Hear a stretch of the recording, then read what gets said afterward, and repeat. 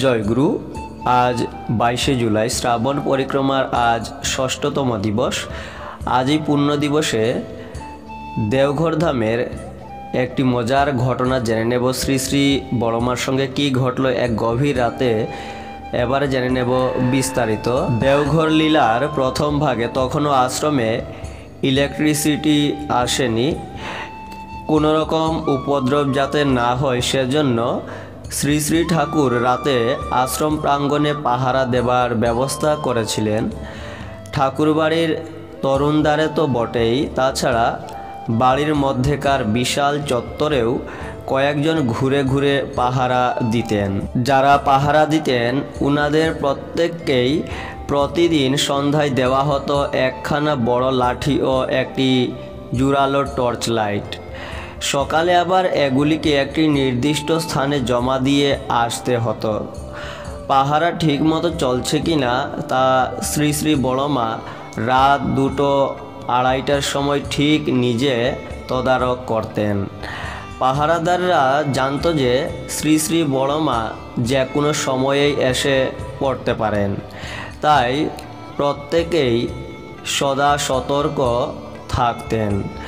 বড়মা ঘুরে বেড়াতেন প্রায় নিঃশব্দ পদসঞ্চারে।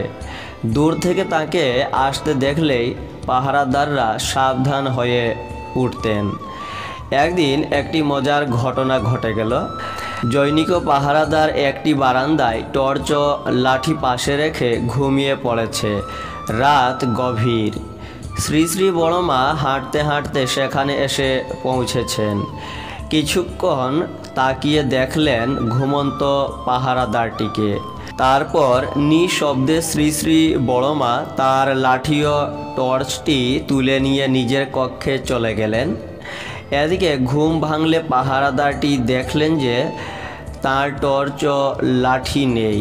ব্যাস, তার পিলে চমকে গেছে। সকালেই তার টর্চ ও লাঠি জমা দিতে হবে। এখন সে কি করে? রাতে ঘুমিয়ে পড়ে সে যে গুরুতর অপরাধ করেছে তার জন্য তার ভয় ধরে গেছে। মোটামুটি আন্দাজে সে বুঝতে পেরেছে যে রাতে বোধহয় শ্রী শ্রী বড়মা এসেছিলেন, ধরে ফেলেছেন তার কাজে গাফিলতি। টর্চ লাঠি তার হেফাজতেই আছে। সে কোনো দিকে না তাকিয়ে সোজা বড়মার ঘরের সামনে গিয়ে একেবারে হাউ মাউ করে কান্না জুড়ে দিল। ওকে একটু ভড়কে দেওয়ার জন্য বড়মাও বললেন, তোর টর্চ লাঠির আমি কি জানি। পাহারাদার দারুণ ভয় পেয়ে গেছেন, তবে এও তিনি জানেন যে বড়মার করুণা ছাড়া তার এ যাত্রা উদ্ধারের আর কোনো উপায় নেই।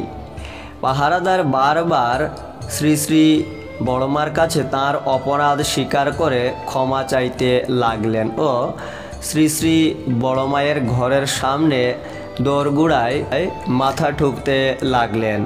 সে এক দৃশ্য। কিছু পরে শ্রী শ্রী বড়মা সেই পাহারাদারের টর্চ ও লাঠি বের করে দিয়ে বললেন, আর যেন পাহারা দেওয়ার সময় ঘুমিয়ে পড়িস নে। পাহারাদার লোকটি শ্রী শ্রী বড়মাকে বললেন, আজ্ঞে না মা। বলতে বলতে প্রণাম করে টর্চ ও লাঠি যথাস্থানে জমা দিয়ে চলে গেলেন।